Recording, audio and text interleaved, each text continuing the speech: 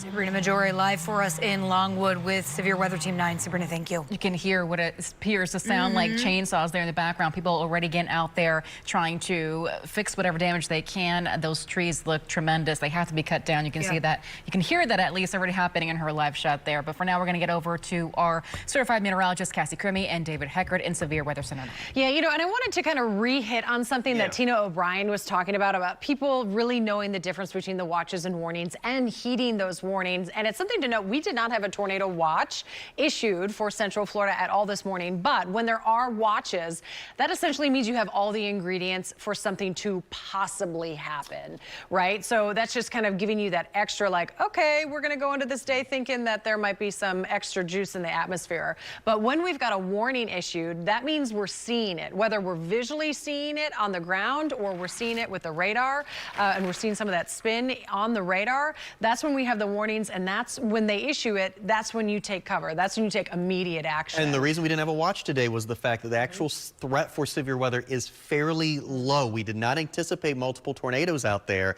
It just happened that this hit just at the wrong time and at the wrong place. Unfortunately, did quite a bit of damage in Seminole County.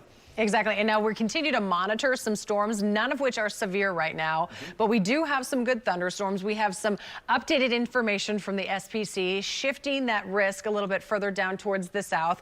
And this is exactly the area that you and I have been drawing on the map all morning long, kind of freestyling it. But the SPC really kind of putting that isolated potential for additional severe weather into Brevard, Osceola, and parts of eastern Orange County as this front continues to move. And that's to be expected, again, as we've been talking about that broken line of showers and thunderstorms. That's kind of the demarcation line. So the threat for severe weather in Metro Orlando is pretty much over and done with here. It's really going to be Brevard, Osceola, we're watching over the next couple of hours. That's right. And over in Brevard County, we do have this strong thunderstorm that we're watching, Merritt Island, Port St. John for us, and this will continue to sink southward. We also have another strong storm. This is south of us, but we're going to be watching the Sebastian, Mico, Grant, Valcaria exit, and other locations getting a little bit more shower activity, but we'll continue to talk about that now. We're going to take a look out. This is our live drone footage, I think is what I heard correctly, Christian?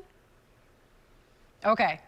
Oh, there we go. So this is our live drone. And can you tell me, Christian, I mean, I'm assuming this is obviously up in Seminole County, but do we know exactly where this is? This would be the house on Ibis, which is right off of Markham Woods Road. Gotcha. So this is up in Longwood. It's where Giovanni has been all morning long, and right now, you know, you guys have been saying that we're actually going to be hearing from the National Weather Service today. They will be doing their storm survey meeting. We'll get the information as to how many homes are actually impacted by this, the degree of the tornado, EF, you know, 1, 2, whatever they estimate it was, and this is the damage. You know, we're not used to seeing this in Central Florida. We used to experience hurricanes, but this is the disaster that we see in so many areas like Kansas and Oklahoma, where we see these homes flatten. Now we're seeing it in our own backyard, Alexa. We know that 2 people were inside this home. They were able to escape after they got those warnings, and they are okay this morning. So again, all of our officials saying they're feeling extremely blessed that at this point, yes, damage reports are coming in, but at this point, everyone has seemed to survive this storm. We continue our Severe Weather Team 9 coverage with Giovanni Diaz, who's live for us in Seminole County. Gio, you're seeing that from ground level, just debris spread everywhere this afternoon. It's absolutely devastating, Alexa, just to see from up close. This is the damage that was left behind after this tornado touched down this area here. As we get closer, we get more and more in shock to see exactly what Kirsten was saying. We are not used to seeing this kind of damage here because of tornadoes, especially not at this time of the year. But let me tell you, I have here the homeowner who was actually inside when this all happened. Can you describe to me what you saw and how this all unfolded here? Well, I was sitting inside with my wife and the coffee table, and I got the emergency call, you know, in my phone. He said, take a place, you know, to hide and stuff like that. And before I knew it, I'm talking seconds, I see the cage of the pool. It was it's gone, you know, it flew away. And after that, I hear a big noise in the front. Was my neighbor's roof. He came in and he broke all the windows in the front, and all the wind and everything started coming in and started blowing the windows outside. You can see at my back of my porch there, you can see all the doors, they gone out of there. And what was the first thing that crossed through your mind when you saw this whole thing happening? I started freaking out because it was so much wind And I called my wife, said, listen, let's go out there in this table, go out there in this table. They would jump out there in the table and wait there a little bit till the winds go by. And my wife would say, oh, I say, you know what, no, stay here, maybe he'll come back again. I said, no, if he's gone, he's gone, he's not coming back again. And when we get up, I look outside and I see all the mess you see here. I call 911, I look next door to my neighbor's house, the house is gone. And I was walking there to call them to see if they're okay, and I saw them sitting up there by the window. I say, hey, everything okay, everything okay? Say, yes, it's good. And that's it. You know, after that, they came there. The fire department came, police came, and all that. And we're going through this thing, but you can see the mess here. Yeah, are you surprised to see this much of a damage here? Yeah, I was surprised. Very, very surprised. If you were to tell me, how long did it take between you hearing the sign on your phone until the storm came? Not even 5 minutes. Not even 5 minutes. That's how fast he came, and he was gone. And that's what he did here. What goes through your mind now that you see this? Well, it's very, very hard. I live here for 5-6 years, and I spend a lot of money in this house fixing it and all that. And you see what happened in minutes way, you know. And here it used to be a big shed. Okay, that's where the shed there, with all my stuff inside. You just pick it up, you left. That's where it's there. Thank you so much for taking the time to talk with us. I'm sorry this happened to you. Appreciate you. Okay, you guys, this is what we keep hearing this morning here throughout the morning. Very fast, very damaging, and a lot of picking up of the pieces to do here. We're going to keep talking with the residents to hear firsthand their perspective on what's going on here. But that's the latest here, you guys. Back to you. Gio, we just want to ask, obviously he was up talking to you. Did he get checked out by first responders? We saw he was wearing a neck brace, so just want to make sure he's okay. Yeah, I had actually asked that question. He was recovering from something else. This was not related to what happened here today, thank God. But I mean, that's, again, just one more thing that he will have to worry about now, because not only is he recovering, but also he's, again, picking up the pieces of what was left behind and what was left of his home that, again, he said he spent so much money in over the past 5 years. So there's a lot going on for this resident here in this area. Able to escape. Gio, thank you. So often. Her whole house is destroyed. Yeah, I'm not sure what you were about to just say there, Kirsten, but I wanted to take you back to this debris detector that we were talking about just about 30 minutes ago. This is a tool that, again, we can kind of just time-lapse back in time and really see the ball of debris. There it is, right over I-4, this little yellow pocket moving into parts of Lake Mary. And this is where you can see, again, we've got the drone up to see some of that damage from the sky. And it's kind of a short-lived path if we continue this kind of forward in motion. You can see by around 9:51, we start to lose a little bit more of that debris signature. But right through Lake Mary on the south side there, Lake Mary Boulevard back towards I-4, we could see some significant debris, and not just the communities that we've been reporting to. I bet you there's a bunch of locations that could potentially have some debris and some damage from the storm system. There you can see a look at our Eyewitness News Severe Weather 9 team with the drone as they kind of bring it down and put it back up for you. But we're going to continue to monitor this. Again, we have field crews out and about across all of Seminole County, finding residents and finding those stories about this damage and really how they led up to this afternoon, or I guess this morning. Absolutely, yeah. And again, the main corridor of damage really was in that Lake Mary Longwood corridor, a very narrow corridor, very, very lucky there. But it was a significant, looks like a touchdown. When we talk about the debris detector, what we're actually looking at is actually debris that's being lofted into the air by the tornado. The radar beam scans that, and then the computer program basically says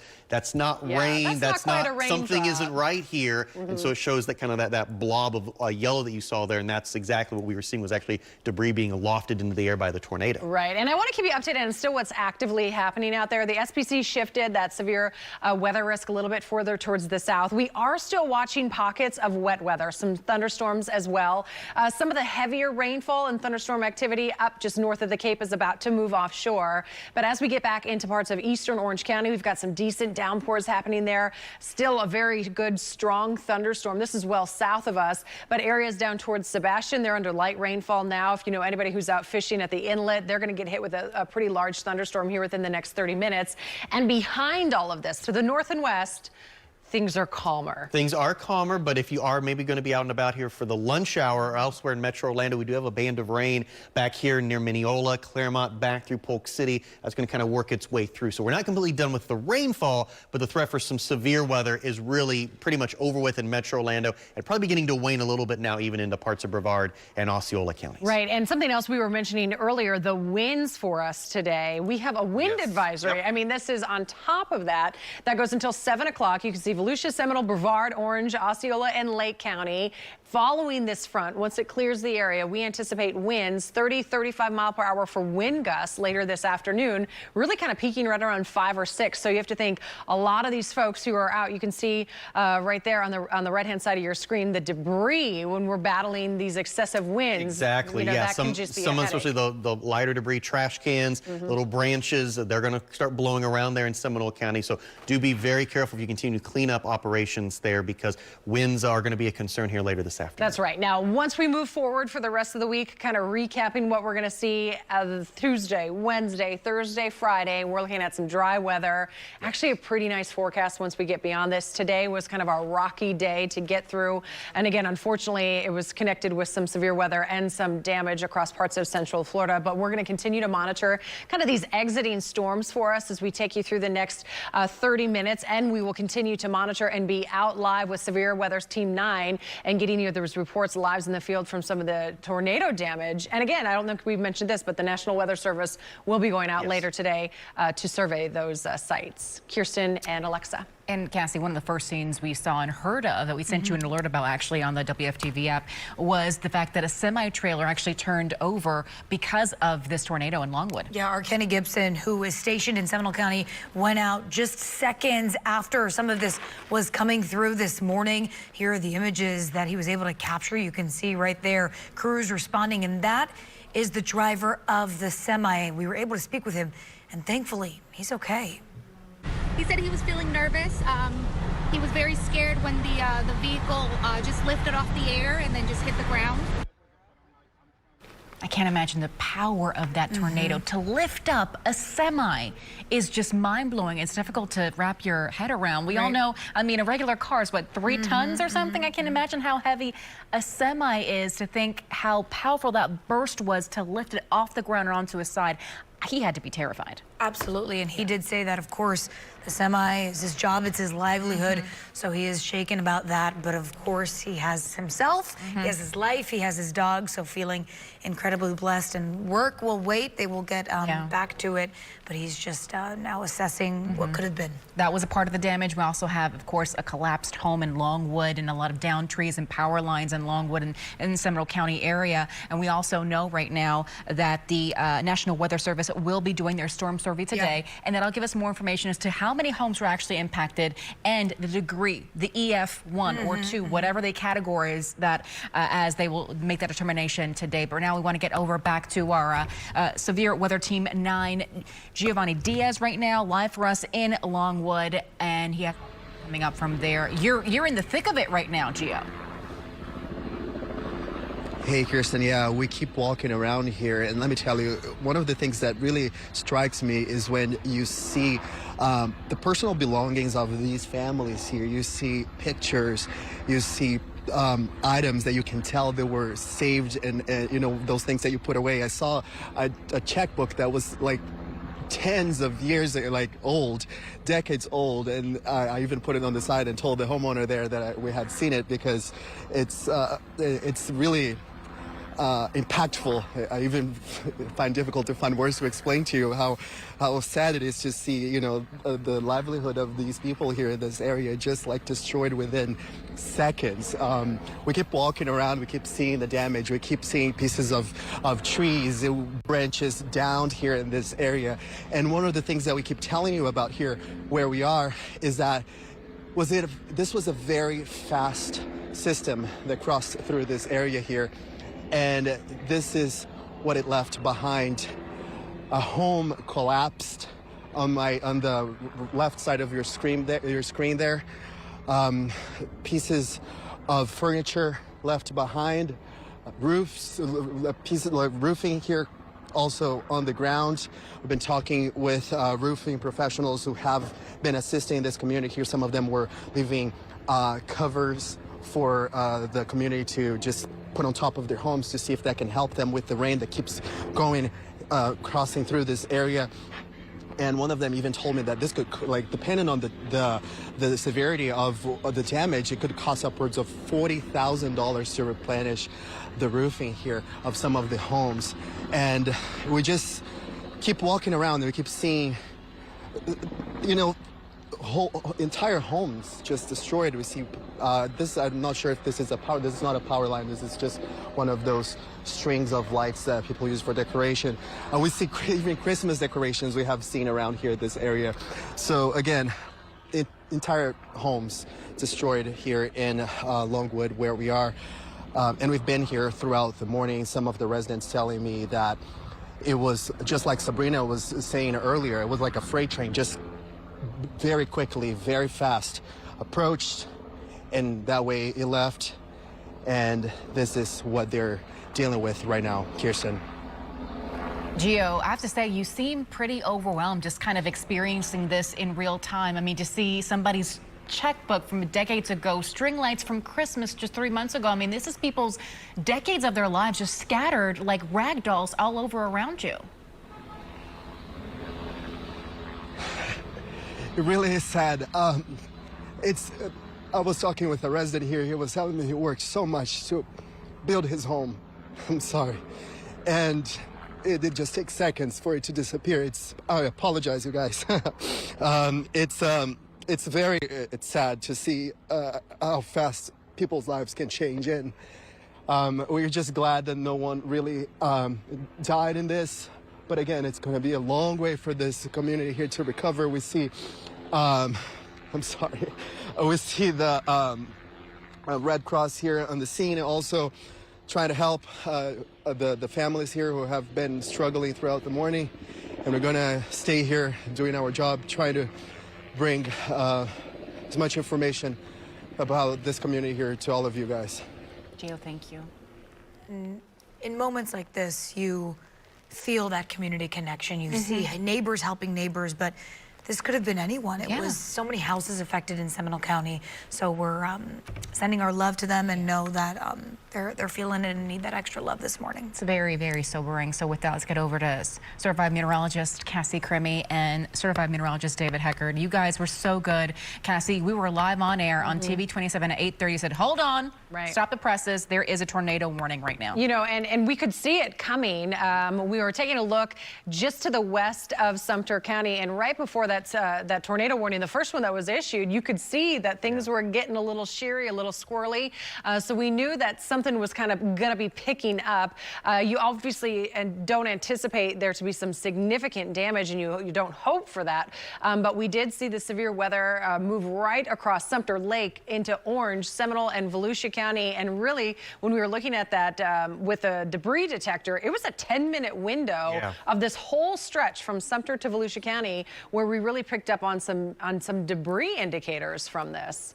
But as we get you outside, we're going to continue to monitor this same front. This is what brought the severe weather early this morning. Some thunderstorms still actively making their way out of Brevard County, and not fully out of the clear yet, I would say, in Brevard and Osceola County. Things right now don't really look they're not screaming at us that something crazy is about to happen. You can still see we've got some heavy downpours stretching back towards Titusville. And again, the heavier thunderstorm that was up near Merritt Island, that's pulled offshore. That was a pretty strong thunderstorm with heavy rain and lots of lightning. Down to the south, we've been monitoring this one. It really hasn't gotten its legs underneath it, though, to give us any type of severe weather. And I think it's going to stay just shy of Brevard County. It's looking more and more likely, yeah. So right here is Fort Pierce. Here's Indian River County, Vero Beach. So I would say even if this thing starts jutting off towards the northeast, it's still going to miss even Sebastian Inlet here. So some good news there. But if you are traveling southbound in the next hour, say if you live in Sebastian, heading into Indian River County, very strong thunderstorm there. It's going to work through the region. Right. And if we head back into more of the metro, into Orange and into Lake County, County. We got a peppering of some scattered showers and some downpours that we'll continue to monitor, but these should not hold kind of the same strength criteria that really we saw through our morning hours. We'll have mostly cloudy skies, a couple of passing showers, and then it gets really windy for us as we head Yeah, we think the afternoon. winds could be a concern here later on in the afternoon hours. Have a wind advisory in effect for the majority of the region, including all of Metro Orlando. So as cleanup really gets going in earnest here later on today, there will be some debris, especially some of the lighter stuff, trash cans,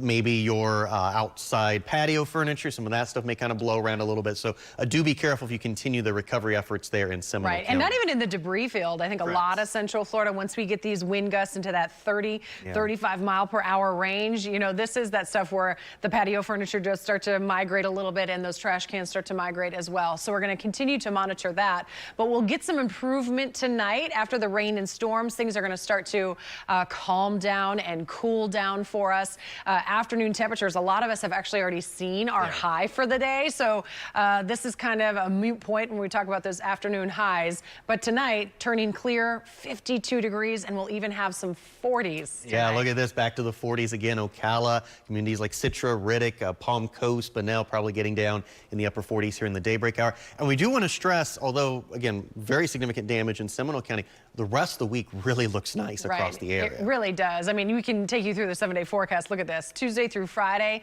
lots of sunshine, a gradual warm up for here in Central Florida. So once we get beyond today, we're going to have some pretty decent weather for here in Central Florida. But we're going to head out to Severe Weather Center 9's Valerie Boy, who's live in Longwood. Valerie, officials, they're addressing some of this widespread damage across Seminole County. Yeah, they certainly are. You know, right now I am outside the Whispering Woods subdivision. Take a look down here. You could see there's some roof shingles over here. Someone's Father's Day card. And over here, there's a broken brick wall. Debris everywhere. Now, according to rescuers, one home collapsed and many others were damaged after the storm hit. I did ask if it was a tornado. Rescuers say they're still trying to determine what exactly it was. But the assistant chief says a couple escaped their home that collapsed by going into a safe room. He says many homes and cars are damaged. But luckily, there are no injuries. It is just amazing to see how widespread this damage is. Take a look at the next lot over here. You could see all the tree branches down on the lawn. We weren't allowed inside the neighborhood here. We are being kept outside for our safety. And you can see the security right here. Now we are told that, again, crews are evaluating all the damage. And of course, we'll bring you updates as they become available. Reporting live in Longwood, Valerie Boyd, Channel 9 Eyewitness News. If you're just joining us, we want to get you up to speed. At 12:45, we have severe weather team 9 crews spread out across Seminole County assessing some of the damage after a likely tornado this morning. And we've seen some pretty devastating images this morning. We just showed you there moments ago of a home that was destroyed. It collapsed. Thankfully, people inside were able to go into a safe room, as Valerie Boyd just explained. But this is a drone image now of the on top of that home. It's really devastating to see how flattened it was. We also have a overturned semi that happened in Lake Mary. Incredible images to even think that a storm could be powerful enough to literally lift a semi off the ground and topple it onto its side. Remarkably, the driver, the truck driver, and his pup are doing just fine this afternoon. And that's the story that we continue to focus on. The damage is without a doubt devastating, but it is miraculous that no lives were lost. That's the message we've heard from several officials this morning, from fire rescue to the sheriff's department. So David, again, as we assess the damage, a live look right here from Drone 9, we continue to be very thankful there was no loss of life here. Absolutely, yes. I mean, that's always one of the bigger concerns when we have tornadoes. By their nature, they are destructive. They do damage. We're seeing that, whether it's a weak EF0 or a very violent EF4, EF5 tornado, and that's why why we always stress, take tornado warnings seriously. We know oftentimes people are under these warnings. Nothing ends up ever happening with them. That's great news. We love to hear that. But as you just saw in Seminole County, we had a tornado warning. Cassandra was tracking it throughout the morning hours. And unfortunately, we did have a very, looks like brief and short-lived tornado, but it was enough to do pretty significant damage, again, in the Longwood, Lake Mary areas. I want to give you an update here at 12:47 because down towards the south, the cell that Cassandra and I have been watching for the last couple of hours has intensified a little bit. Severe thunderstorm warning. This is well south of our area, down into parts of St. Lucie County and Okeechobee County. In fact, here at the top of your screen, where my finger is, that would be the Melbourne area. And we'll put on the more traditional view here of early warning Doppler 9. You can see that, again, pretty good storm. This is the one we've been watching for a while, but you can see it continues to move in more of an eastward direction. So here's Vero Beach, here's Sebastian Inlet, right here's Mico. So we're talking about the core of this storm. Looks like it's just going to kind of work its way kind of in that northeasterly direction, eventually out to sea here. But we do have some rainfall kind of in the northern edge of this. The rain will probably pick up a little bit, probably some gusty winds as well if you live in far southern sections there of Brevard County. I want to get you back up into Metro Orlando as well, because the threat for severe weather has ended here in the metro area. So some very good news there. I know anytime we start showing damage like this, people oftentimes get a little anxious. What's the threat of severe weather in my particular neighborhood? And here as we stand, as we approach 1 o'clock, that is going to be mainly confined to Brevard and Osceola counties. Threat for tornadoes in Metro Orlando is over and done with, but we do have some light rainfall currently working its way through the area right now. That includes in the Orlando area. You can see in the western suburbs, Ocoee kind of running right along the 429. Fast moving, quick downpour that's going to be enough to do more than wet the pavement. So this is going to be a quick moving rain shower, and this will eventually head up into parts of Seminole County. So our crews there in Seminole County, they're going to be dealing with some rainfall here in the next 10 minutes or so. Here's Heathrow, Longwood, Lake Mary right in this corridor, and there's that band of rain kind of sitting out in the Wekiva State Park, or Wekiva Springs State Park area, and that's going to work its way through Heathrow and Lake Mary in the next 15 minutes or so. We'll show you the wider perspective again here in early warning Doppler 9, and again, a lot of this activity is continuing to wane a little bit as we got down towards the south. The only thing that has my attention is down here near the Sebring area. You can see a little bit of light rain shower activity kind of firing back up, and that could be an indication the atmosphere is getting a little bit more unstable. But at this point, these are just light rain showers, so we're not too worried about it at this time period. And we do have some more lighter rain kind of filling on in here into parts of the Kissimmee, Campbell City, back through Champions Gate and the Davenport area as well. So kind of a wider view again here in early warning Doppler 9. The only strong thunderstorm we have on the board is this severe thunderstorm warning, which is down south of the viewing area into St. Lucie County. We'll keep a close eye here on parts of Brevard, Osceola County. Again, that window is really beginning to shorten here for any more strong to severe thunderstorms in this corridor. And because we haven't seen anything really intensify, in fact, this line, if anything, is kind of weakening a little bit. That's an indication that maybe we're going to be talking about the threat for severe weather actually ending in the next, to say, hour to 2 hours. But of course, we'll keep a close eye on it here in Severe Weather Center 9. Let's head back to the desk now with Kirsten and Alexa. David, thank you. One of the first images that we saw this morning was of an overturned semi. That initial tornado warning came in around 9:35, and right by 9:40, 9:45, we got this report of an overturned semi at Lake Emma and Commerce Street. That's east of I-4, right by the U.S. Social Security office there, right by one of the big churches in the area. We know that a driver and his dog who were inside of that semi were miraculously okay. He said it was the scariest thing he has ever experienced. I just asked our photographer, Kenny Gibson, who was at this scene, if they were driving when this happened, and he says that at that, what he knows is that the driver was parked, and that's when the semi overturned, so he wasn't driving when this happened. And now I'm just looking here on averages, just for perspective here. An average semi weighs between 10 and 25,000 pounds. 10 and 25,000. It could be up as much as 80,000 with supplies or whatever they're towing in the back. Can you imagine, even without materials inside, that tornado being strong enough to lift up an object at minimum 10,000 pounds of weight is absolutely incredible. We know that we did speak with that driver. We do have that interview with him posted online, and we'll get that for you here shortly as Severe Weather Team 9 continues our coverage of the damage here in Seminole County. And from that semi, we now go to structures, different buildings, different homes damaged after this tornado. You can see right here, it's a live look at Drone 9 circling the area.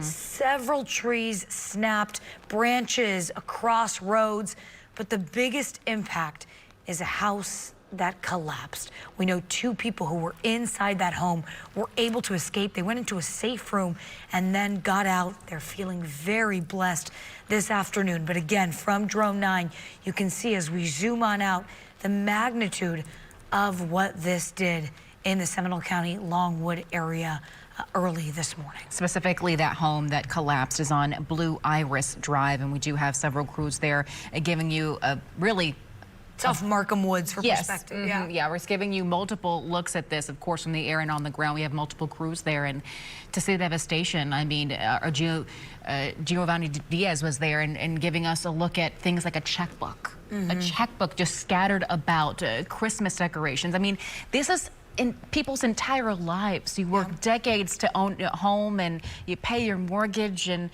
you build it up, and you want to make it beautiful and have a safe place for your family to go home to every night. And this is a live look of what a tornado can do in a matter of 5 minutes or less, is what the owner told us live here about 20 minutes ago to our Giovanni Diaz, telling us that they got the notification on their phone to shelter in place. They got underneath the table, and 5 minutes later, it was gone. He walked outside to this, Alexa. It is going to be a massive lift to get all the homes back here into their established condition. But right now we know that people always step up and they help each other out. Of course, other people in Seminole County starting to go about their day, right? But you may see some down power lines in the area, especially there along Markham Woods Road. You may see some down traffic lights, so treat those as a 4-way stop. Just be extra cautious as you're out and about driving through Seminole County, especially Lake Mary and Longwood. We do know that the American Red Cross is already out there, boots on the ground, taking care of people. We do know that tarps are available for those who have roof damage.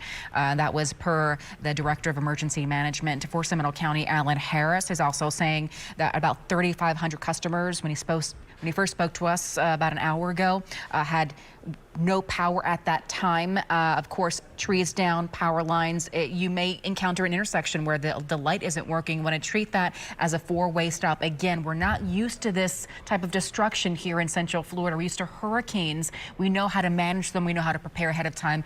And this case, of course, tornadoes are so quick and so destructive, and it's something that we're not used to, and this is what can happen at the end. Severe Weather Team 9 will continue to cover what we are seeing across Seminole County, the destruction from this morning's storms. So stick with us, and we will see you once again on Eyewitness News at 4. Any information in between now and then, please visit WFTV.com.